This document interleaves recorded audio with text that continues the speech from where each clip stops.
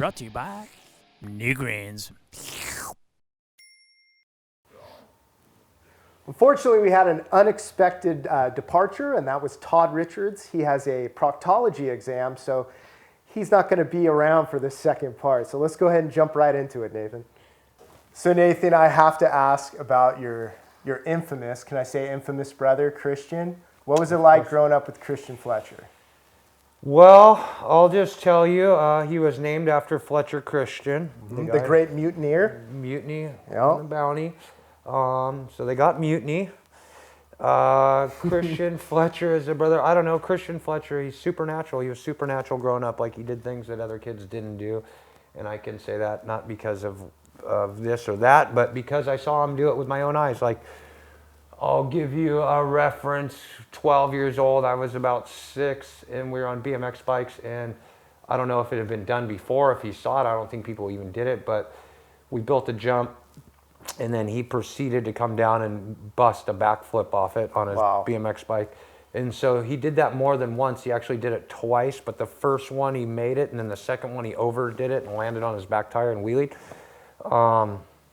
And so I didn't really think anything of it when I was 6 years old. I just thought, oh, he did a backflip on a BMX bike. But then as I got older and got into motocross, and then like Carey Hart doing the first backflip on a dirt bike, and then I started thinking like, geez, that was in 1980. Christian was doing backflips on his BMX bike, or maybe it was 81 or something. So in those ways, like, he's supernatural. I remember driving down the road in Cabo, and we were throwing bottles at the signs, at the street signs. I don't know how old I was, but I remember he threw a bottle at a cow.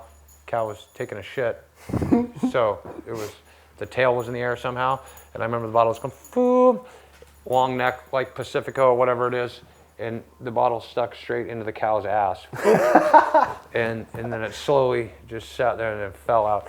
So like, just to make that shot alone, it was like you could have never done it, like if you tried.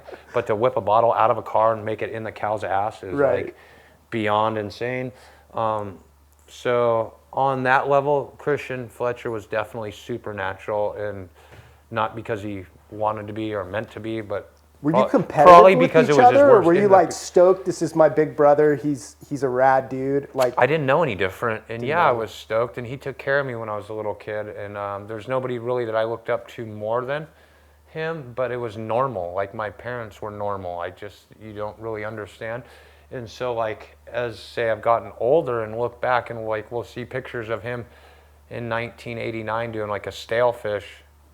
But in 1989, I was like, oh, that's normal. I didn't want to, it was just like, oh, he did a stale fish, cool. He did it for the first time, whatever. Wasn't really a big deal, because that's what he was striving to do, was like skate tricks, because we'd skateboard, we'd go to the Big O. He loved Dwayne Peters, him and Jason Jesse, that was their all-time favorite, was Dwayne Peters. So yeah, he was supernatural and did things that other kids didn't do.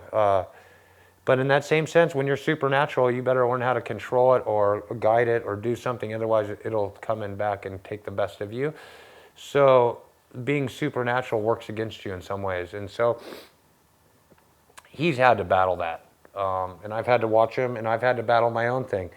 And then, when you're supernatural, you do stuff different for your whole life than the whole rest of the society. So like, if you do something, you do it more extreme, or you do it different, like, you know what I mean? He doesn't take a bath or a shower, like he takes a bubble bath and lays there, you know what I mean? I love him even more. Like, I'm a bubble bath guy. That's what I'm saying. Awesome. And so it's like most people just jump in and take a shower because they're in a hurry, you know what I mean? They don't have the time or the mind space to just really enjoy a bubble bath, And absolutely.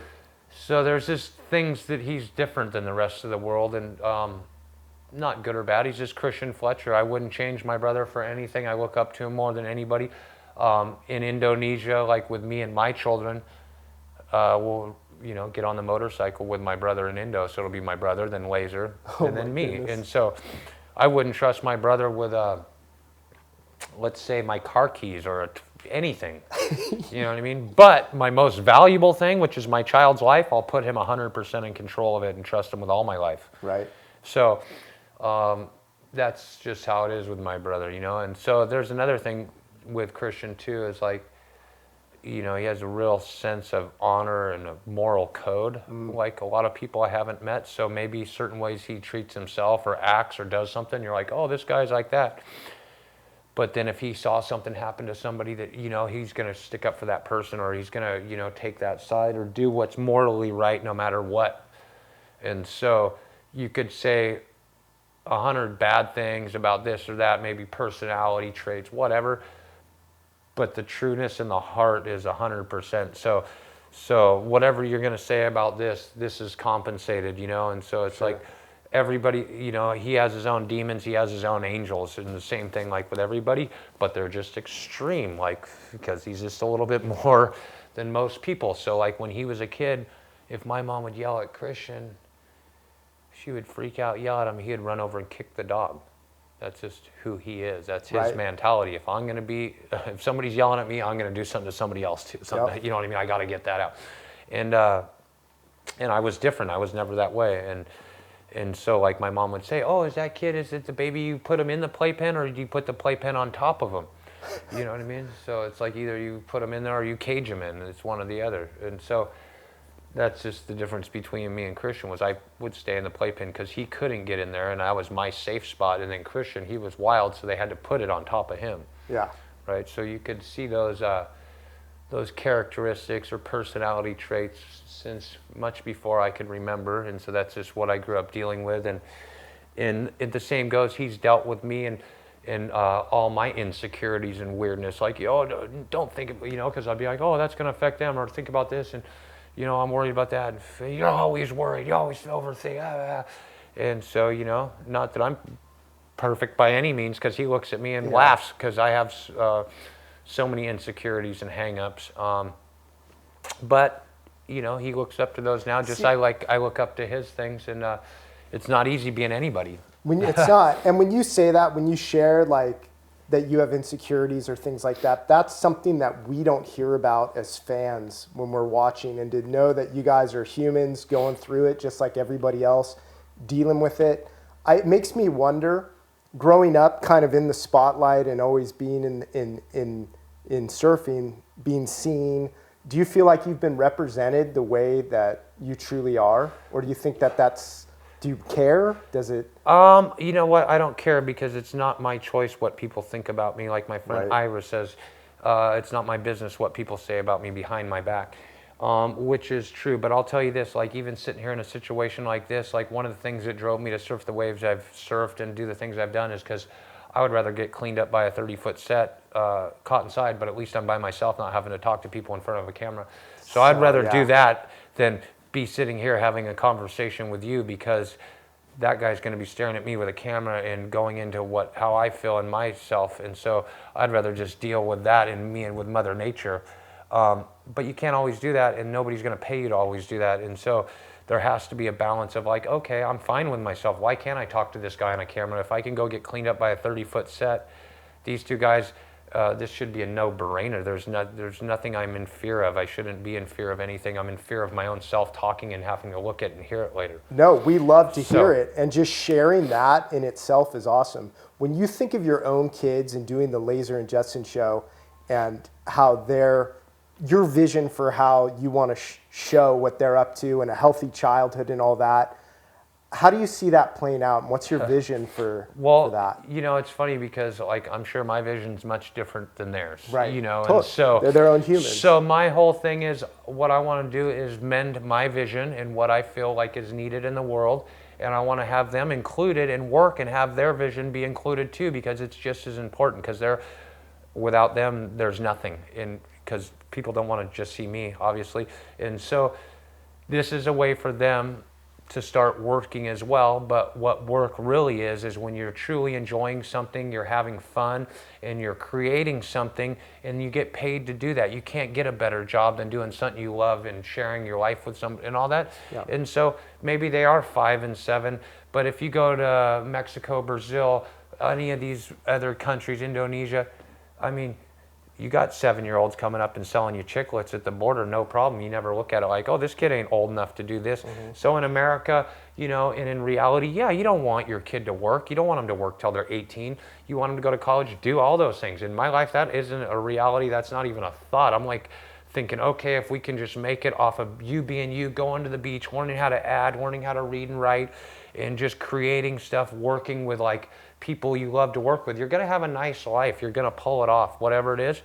But if I try and think, okay, you're going to go to, you know, all your periods, your 6 periods, you're going to graduate high school, then you're going to go be like, my brain doesn't really think like that. So the fact is I can't understand any of that, which is the normal way, and I'm not saying it's bad, but my brain can understand going out and practicing, doing something you love, doing it well enough to get a little bit of money for it. Once you get a little bit of money, then you can create another little thing. And so you're living month to month or year to year, contract to contract.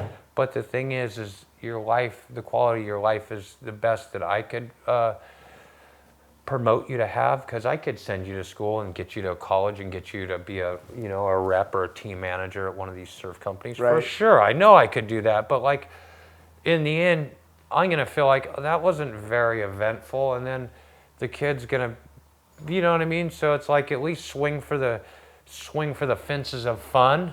Absolutely. And then once you get to the fences of fun, you can, like yourself, you can maybe make it all the way to the goalpost and never have a real job or anything, and you have this life of fun, travel, friends, all that. So that's all I know. And so in the end, I hope my kids do that, but I feel like as they grow into it and we all grow together as a family, how could you not see the light at the end of the tunnel with Absolutely. that? And if they don't like it, they can go screw off, go their own way, do it all, and tell me to, and end up to be whatever they are. And that's fine too, I'll support them. I love that, because in our world right now, you see so much of what I would consider like the little league dad. They're trying to take their dream and put it on to their own children. What I see you doing is letting them grow up healthy and happy and forming into their own humans that can make their own decisions. And we don't see a lot of that in social media. We see a lot of polish. We see a lot of slick production. We see a lot of fakeness. So I think that what you're doing is much needed in this world right now. And I think keep doing it, man, because you're inspiring people. Do you feel like eventually you're going to branch into something besides the surf stuff, like more artistic, or do you think you're going to keep pushing your athleticism? You know what, to be honest, Creating? I tell people this, and so I've been into photography, I've been into art, music, drawing, pencil, sketching, whatever it is, and I feel like I've really tried to discover all these things, all the adrenaline, sports, motor, just anything I could do that was bungee jump, like to get your heart going. And so what I tell people I'm getting into, or what I'm into, is nothing. I'm getting into absolutely nothing, just to sit with myself in peace with my breath.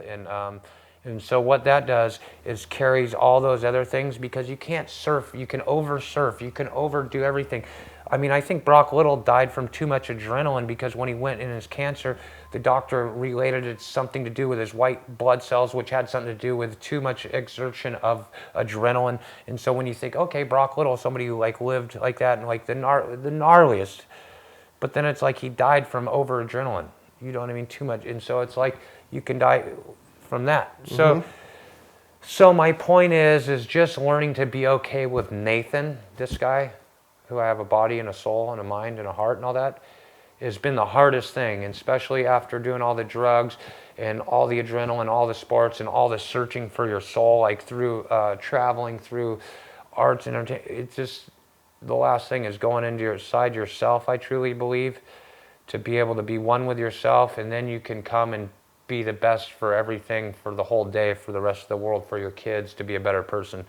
And so for me, the way I'm tapping into that is through my breath, through stretching and breathing on my breath, and then through meditation, and then through reading, and just breathing, and just like you are a human being. And so what I've been trying to getting into is just the being, Right. not, because we're not human doers. And what I've noticed is people do stuff all day. They don't stop doing stuff. If they're not on their phone, they're at this, they're getting coffee, they're surfing, they're checking the waves, they're all of it. And so when you get to do all that stuff, there is no more Nathan. You know what I mean? Everything is an external sensation. It's in a device. Your happiness is always over there somewhere. It's at this next swell coming. It's at this next magazine cover that's going to come out. It's at whatever it is. It's a soccer game with your kids. But all that shit doesn't matter if you're not 100% attentive and happy to be there. You know what I mean? And so how do you get to be happy to be there? How do you get to be happy to be anywhere? You got to become happy with yourself. And so doing all the stuff I did, all those things, that didn't make me truly happy. That made my ego and what I wanted to be portrayed as, to be all these things, is happy. And that's what I think I should want to be portrayed as. That's not even because you're just grasping on like who you are as a human. And so like my biggest question is, why the hell are us humans here, and how did we get here? Why are we here? What are we supposed to do? And so that was a question that is just like, I've wrapped my brain around for so long. But then it's like you come to people that they've spent their whole life, like Zacharias Stitchins. And so then it goes, oh, he's the one who found the Sumerian clay tablets. What do those things say? Oh, it says that we are brought here from another place. Nobody really talks about that because it doesn't fit with like what's going on. So you're like, okay, so we are brought here and they made us. And that's what the oldest thing, 6,000 years old, says. And so then like, what made us? Who made us? Right. What are we? We're like stardust or people or consciousness. We're energy. And so it's just so far beyond what our mind can even fathom what like we're living in. And so, yes, we are living in this body and in this earth and all that stuff. But then when we sleep, we're all of a sudden in this other world with these other people. And like, I even have dreams where it's a person and I know it's that person, but it's a different face on the person. And like all these crazy things, but you spend half of your life asleep. And so how do you say that that's not your real life too, that only this is? But when you wake up, you never have any of the pain or physical damage that ever happened in your sleep, because you get in a car accident, you jump off a cliff, you fly, you do all these things, but you come back and you're still stuck in your body. So yes, this body is 100% real. But who's to not say that sleeping body and that sleeping thing is not real, because like you're always a kid. So the end is like to find out whatever it is, that who you are in the center, and then connect that to God and whatever God is to you, not religion, because religions are like whatever geographical and like things that are all made up, but they all go and they're all worshiping one higher power. And so to me, I'm just saying that when you're trying to be the best you can do, and then you harness your own self through your breath to connect with yourself, and then you put your mind on the highest source of the master of all creation, whatever comes from that is, there's just something. And I don't even know why I was telling you all that, but the fact of the matter is that's the real. I love it. What would you say to somebody that can't be alone or with one other person at an outer reef, experiencing nature, experiencing fear, experiencing the sense of life and death, and maybe, could I say, you experience maybe a closeness to the Creator or to God? Can you find that same thing with your breath? Well, that's kind of the point. And so you're with that thing and you're with it all the time, and you only tap into it when you're like more scared than you. So when you're caught inside, you start saying your prayers, right? Right. Yeah, you got to. Real fast. Real fast. Foxhole, yeah. And so right now we ain't praying to nothing because everything's perfect. The sun's out. Let's say a storm comes in, a lightning storm comes in, and, say a natural disaster, a tsunami's coming. You start praying again real quick. Yeah. So the fact of the matter, in my opinion, for me, when you're connecting to your breath, when you go deep into your breath, that's my spirit right there. That's it. Ring-a-ding-ding. Anyways, when you connect with your breath, you're connecting to your spirit, which is your higher self. And not everybody believes that, and I'm not saying it's true for everybody either. I'm just saying for myself and from what I've learned in my own practice and beliefs. So if it's not for you, fine. But the fact is when you feel fear like it's your last breath is coming up, or when you're underwater and you've passed out, or when you're doing things, yes, you're feeling something like you are closer to them. When you see a 30-foot set show up and it's black and there's this one other guy out and you're paddling for the horizon and you don't know you're going to make it over the crest or if you're going to get caught inside, you're praying and you're saying stuff to something that's beyond you, it's beyond this world, and you have no question asking for mercy from you don't know what. So my point is, if you tap into you don't know what, which is your higher self, which is all of that, which comes down to your breath. If you tap into that a little bit every day and give that devotion, that's going to make that set be better. That's going to make your drive better. That's going to make your relationship with your wife better. That's going to make your health better. Those are the side effects. And so you can wait until you get to that last breath and that fleeting moment when that set's coming, or you can do your breathing exercises when you wake up in the morning. You can know that set's coming. You get to the beach, you do your stretching, your breathing, you say your gratitude, you go out. You've already calmed your heart rate down. You've went through all your adrenaline. You brought your heart rate up. You brought it down. You're calm, even mind. So the fact is, right there, you're already closer to the Creator. I agree. And so everything is a stage. Just me and you talking and affirmating with myself, you're getting closer to, something. And so my deal is you can't put yourself in that situation all the time without dying at one point through statistics, right? Correct. With age, numbers. It's a numbers game. So how I've learned to harness that same energy of being in the now is through your breath, quietly in a room, through stretching and breathing, and then going deep into your breath, into the most relaxed you can be, and then just take it from there. And I'm not saying that's the end-all result. That's just for me. That's what brings me joy and makes me a better person. That's awesome. And I think it's applicable, especially in the world that we live in now, where everything's fear-based. We're supposed to be scared every day, whether it's from the media, whether it's from just turning on your computer. Everything is fear-based. And that creates stress, which creates a person that's unhealthy. Which retards the flow of energy. Everything. It just screws everything up. So I think everything's applicable. You don't have to be... Go ahead. The last thing that I have learned too, if you're really concentrating on the breath and filling yourself with oxygen, you cannot have anxiety, you can't be stressed, you're going to be clear-headed. Just like they say, when you get hurt or sit down, take a couple breaths and you'll be all right. But it's really the truth. So you take a couple breaths for a half an hour and then you feel really good. And then you take a couple breaths for an hour long, you forgot that you was even doing it. Right. Yeah. That's awesome, man. That's all awesome. I could share with people. If you really want to get to know yourself, get into your breath. And there's many ways. Wim Hof is a great way. Tai Chi, yoga, apnea. But the true guy was Wim Hof, to bring it to science. And that's all mouth breathing. And that's a great way to get into breath retention, to get into, like Wim Hof would say, feeling is believing. So all you got to do is do it to feel it. You can get into the all the statistics and the literature, whatever he says. But the fact is, go do it, feel it, then you'll believe in it. And then if you do it for a period of time, you'll have breakthroughs. I don't know what those breakthroughs are. It'll be time. It'll be touching your toes. It'll be a time you can hold your breath. It'll be a great morning walk, whatever it is. But it'll save your life. It saved me mentally, physically, all of it. And then you can just be your best. That's a testimony right there, if I've ever heard one.